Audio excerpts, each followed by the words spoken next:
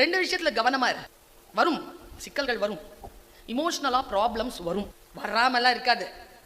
இந்த வயசுல வரும். சொல்லும் போது அப்படி கற்பூர மாதிரி புரிஞ்சுக்கணும், பிடிச்சிக்கணும். சரியா? ஒருத்தர் ஒரு காட்டில் நடந்து போய்கிட்டே இருக்கான். நாம தான் காட்டில் நடந்து போயிட்டே இருக்கான். தூரமா ஒரு பெரிய கரையான் புத்து பார்க்குது. ஐயோ புத்து அப்படின்ட்டு பயந்து போயிட்டே இருக்கிறான். அவனுக்கு வழி தெரியல. போயிட்டே இருக்கும் பொழுது இந்த பாம்பு இவனை பார்த்துருச்சு. பாம்பு இறங்கி கூட நடந்து வருது. இது ஒரு காட்சியா மனசுல வச்சுக்கோ. நடந்து போறது நீதான். பாம்பு பக்கத்துல வருது. திரும்பி போக முடியாது. என்ன பண்ணுவ? கையில எந்த ஆயுதமும் இல்லை. வேகம் அதை விட வேகமா வரும். பாம்புனால வேகம் தெரியாதா உனக்கு? பதறவே கூடாது.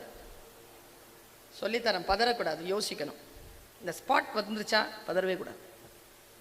போகுது, ஆனால் அது கூட தான் வருது. ஒன்றும் சொல்லலை. அது நான் பாம்புன்னு சொன்னது பாம்பு இல்லை. யாருன்னு புரியுதா உங்களுக்கு? கூட வருது. நீங்களாம் விட்டுட்டு போயிட்டே இருக்கிறீங்க, அது பாட்டுக்கு வருது கூடவே. வந்துக்கிட்டே இருக்கு. சைலண்டாக இருக்கிறான் இவன். அது வந்துட்டே இருக்கு. கொஞ்சம் பார்வை அது மேலே இருக்கு. கொத்தி போட்டுருச்சுன்னா என்னடா பண்ணுறது? ஆனால் அது அப்படியே நடந்தது. இவனும் நடந்து போய்கிட்டே இருக்கான். இவன் ஒரு பாறையில் ஏறினான் பாரு. ஏறி அந்த பக்கம் போகிறான் பாரு. கரெக்டாக குதிகாதில் கொத்திருச்சு. இப்போ இங்கே சின்ன பிள்ளைகளுக்கு அது தெரியாத நான் என்ன சொல்கிறேன்னு.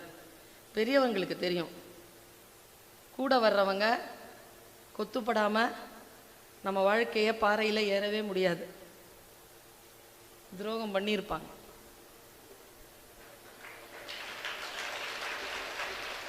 இப்போ புரிஞ்சிருச்சா? இப்போ நான் சொல்றேன் பிள்ளைகளே, இதுதான் take away message.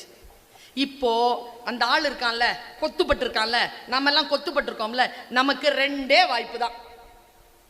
there is no option than these two.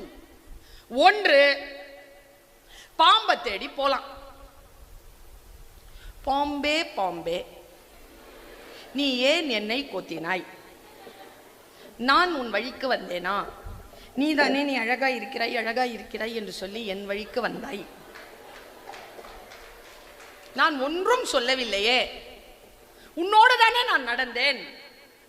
எனக்கு நீதி கொடு அப்படின்ட்டு நீ கேட்டனா அது என்ன நீயா படமா? ஒரே ஜீவன் ஒன்றே உள்ளம் வாராய் கண்ணே அப்படின்னு வந்துட்டு நம்ம கொத்தன இடத்துல இந்த விஷத்தை உருவுறதுக்கு வராது. பாம்புன்னு தெரிஞ்சிருச்சு இல்ல, கொத்திருச்சு இல்ல, விஷம் ஏறுது இல்ல. பாம்பிடத்தில் எந்த நீதியும் கேட்காதே. பாம்பை தேடி ஓடாதே. பாம்பை தேடுவதை இன்றிலிருந்து நிறுத்து. வாட்ஸ்அப்ல பிளாக் பண்ணு, உன்னுடைய இன்ஸ்டாகிராமை பிளாக் பண்ணு. எந்த மெசேஜுக்கும் பதில் சொல்லாத. முழுமையாக உன்னை நீயே கண்ட்ரோல்ல கொண்டு வா. செகண்ட் ஆப்ஷன், கட்சிடுச்சுல, விஷம் ஏறுதுல்ல, மருந்து பாரு. ட்ரீட் த வெனம். ஸ்பாட்ல குழந்தைகளை, உனக்கு காயம் படுகிறதா?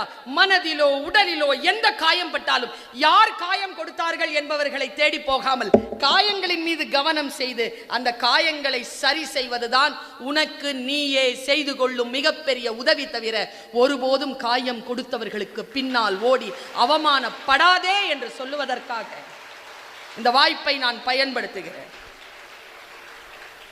முடிஞ்சு போச்சு என் நேரம். எனக்குன்னு ஒரு நோக்கம் உண்டு. பெற்ற தாயானை சொல்கிறேன், இறை சாட்சியாக சொல்லுகிறேன். இன்றைய இளைய சமுதாயத்தினரை நான் நிரம்ப நேசிக்கிறேன். நிரம்ப எனக்கு பிடித்திருக்கிறது. உங்கள் மீது நிரம்ப நம்பிக்கை வைத்திருக்கிறேன். ஏன் தெரியுமா? நானோ இவர்களோ, முன்னணியில் உட்கார்ந்திருக்கக்கூடிய இவர்களோ வாழ்க்கையில் முன்னேறியது பெரிய விஷயமே இல்லை. ஏனென்றால் நாம் தவறுவதற்கு ஆப்ஷனே கிடையாது. நமக்கு இன்றைக்கு இருப்பது போல் குழந்தைகளுக்கான டிஸ்ட்ராக்ஷன் கிடையாது. எந்த டிஸ்ட்ராக்ஷன் இல்ல. எங்க அம்மா எல்லாம் ஒரு டிவியை வாங்கி போட்டு கருணா சூப்பர் அப்படின்னு ஒரு சாலிடே இல்ல, கிரவுன் கருணா சூப்பர் அந்த டிவிக்கு பேரு. அதுக்கு ஒரு பொட்டி வச்சிருக்கோம். அந்த பொட்டியை மூடி அதுல லாக் போட்டு லாக்கை சொருகி வச்சுக்கோம். நான் பார்க்க கூடாதான். நான் காட்டுற போறாங்க அந்த பொதிகை சேனல்ல. ஒரு ஒளியும் ஒரு சித்திரகாரு தாய் நிலம் தந்த வரும் தாவரம் வயலும் வாழும். இதை பார்க்க கூடாதுன்னு பூட்டி வச்சுக்கோ எங்க அம்மா. நான் பிஹெச்டி வெங்காய பச்சடி தயிர் பச்சடி படித்ததெல்லாம் பெரிய விஷயம் இல்லை. உன் மொபைலை எடுத்து ஓப்பன் பண்ணும்போது பல்லாயிரக்கணக்கான டிஸ்ட்ராக்ஷன் வரும்பொழுதும் அதையெல்லாம் தூக்கி வைத்துக்கிட்டு நீங்க டிகிரி படிக்கிறதுக்கு உட்கார்ந்துருக்க கிராமத்தில் உன் மீது இந்தியா நம்பிக்கை வைத்திருக்கிறது, உன் மீது இந்த தமிழ்நாடு நம்பிக்கை வைத்திருக்கிறது, உன் மீது இந்த தமிழ் சமூகம் நம்பிக்கை வைத்திருக்கிறது. அந்த நம்பிக்கைக்காக ஒரு எக்ஸ்ட்ரா விஷயத்த சொல்லிட்டு போறேன். இது ஏற்கனவே நான் சொன்னது. நான் நல்லா சாப்பிடுவேன். சாப்பிட்றதுனா எனக்கு ரொம்ப பிடிக்கும். ஒரு ஆள் என்கிட்ட போன மாதம் இல்லை ஒரு மூணு மாதம், மேடம் நீங்கள் கொஞ்சம் குண்டாயிட்டீங்க போல இருக்கு மேடம். நான் திருப்பி என்ன கேட்டிருப்பேன்றீங்க? ஏன் நான் சொல்கிறேன் உனக்கு என்னான்னு கேட்டேன். நான் குண்டாயிட்டேன்னா உனக்கு என்ன? என் பையன் கேட்குறான், எங்கள் வீட்டில் கேட்குறாரு. நீ என்ன கேட்கறதுக்கு? உனக்கு தான் தொப்பை முன்னால் வந்திருக்கு. நான் கேட்டேனா? அது எவ்வளோ பெரிய ஆளாக இருந்தாலும் don't allow to speak about your body my dear girls. இன்னைக்கு நீங்க இது போட்டு இருக்கிறீங்க, ரொம்ப அழகா இருக்கிறீங்க, இன்னைக்கு கொஞ்சம் ஊதன மாதிரி தெரியுறீங்க, இன்னைக்கு கொஞ்சம் உனக்கு என்ன? பெண்ணே, நீ அழகா இருக்கிறாய் என்று சொல்லக்கூடிய தகுதியை வேறு எந்த ஆண்மகனுக்கும் கொடுக்காதே. அது உன் சுயமரியாதைக்குரிய விஷயம் என்கிறார் சுவாமி விவேகானந்தர். It is my respect. Never allow anybody to talk about your body. யாரா இருந்தாலும் எவனா இருந்தாலும் நீ டிசைட் பண்ணு யார் உன்னை பத்தி பேசுறதுங்கிறது. அதற்காக காத்திரு. இப்படி காத்திருக்கக்கூடியவர்களுடைய வாழ்க்கை மிக சூப்பரா அமைவதை நான் பார்த்திருக்கேன். நான் நல்லா சாப்பிடுவேன். எங்க அம்மா நல்லா சமைச்சு வைப்பாங்க எனக்கு. இப்போ கூட நான் வரேன் அப்படின்னாலே சூப்பரா சமைச்சிருவாங்க. அன்னைக்கு மீன் குழம்பு சமைச்சிருந்திருக்காங்க. நான் 7 மணிக்கு போனேன் வீட்டுக்கு. எங்கள் அம்மா ஸ்ரீரங்க பெருமாள் மாதிரி படுத்துட்டு டிவி பார்த்துட்டுருக்காங்க. அம்மா பசிக்குதுமா, மீன் குழம்பு வச்சிருக்கிறேன்னு சொன்னேன். ஆமாம் வச்சிருக்கிறேன். மீன் பொரிச்சிட்டிங்களான்னு? நீ வந்தால் தானே சூடாக சமைச்சு கொடுக்குறேன், உட்காரு, போய் ட்ரெஸ் மாற்றிட்டு வா. சரிம்மாண்ண, 10 நிமிஷம் ஆகும் அப்படின்னாங்க. 10 நிமிஷம் ஆகும் இல்லை, பசிக்குது, நான் போய் சுட்டுக்கிறேன், நீ வருத்தனா தீச்சிருவேன், உட்காரு அப்படின்னாங்க. அம்மா ஏதோ பார்த்துட்டு இருக்காங்க டிவியில். அது என்னன்னு பார்த்தேன் நான்.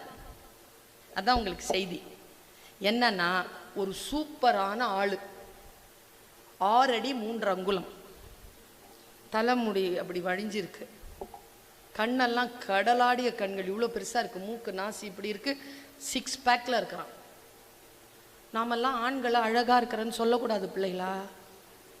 எங்கள் அம்மா சொல்லி கொடுத்துருச்சு அது. ஏன்னா நாம் எந்த ஆம்பளையாவது பார்த்து நீ அழகாக இருக்கிறேன்னு சொன்னால் அவன் பேரில் நமக்கு எல்லாம் நரகத்தில் ஒரு வீடு கட்டி வைப்பானான். நகரத்தில் வீடு கட்டி இருக்கிறதே நரகமாக இருக்குது. இதில் நரகத்தில் ஒரு வீடு கட்டி வச்சுருந்தாங்கன்னா எதுக்கு நமக்கு?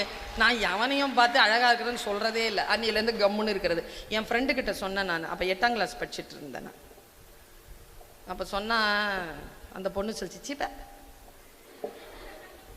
என் முருகன் எனக்கு ஒரு காலனியே கட்டி வச்சிருப்பாங்க அப்படின்னு சொல்லி. யாரை பார்த்தாலும் அது அழகா இருக்குதுன்னு சொல்லும் போல. ஆனா உண்மையாவே அவன் அழகா இருந்தாங்க. ஆனா அசுரன்.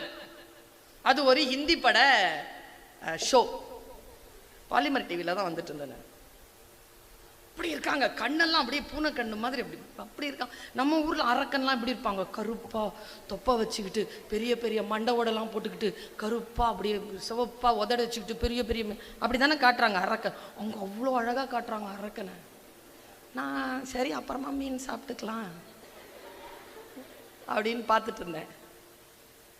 காளி அப்படின்னா, காளி வந்தா அவ என்ன அழகா இருக்கிறா, நம்ம ஊர் காளி மாதிரி இல்ல, சூப்பரா இருக்கிற காளி. அப்படி இறங்கின உடனே 2 பேருக்கும் டயலாக் போகுது. நான் இந்த காட்சியிலிருந்து உள்ள கருத்துக்குள்ள போயிட்டேன். எப்பவுமே குழந்தைகளே, ஓரளவு காட்சிக்குள்ள இருங்க, அப்புறமா கருத்துக்குள்ள போயிடுங்க. கருத்து சரியா இல்லைன்னா காட்சியை டிலீட் பண்ணிட்டு போயிட்டே இருங்க. அவன் எவ்வளவு அழகானவனா இருந்தா கூட கருத்தியலில் அவன் பிழை செய்கிறானா அவனை ரிஜெக்ட் பண்ணிட்டு போயிட்டே இருக்கு.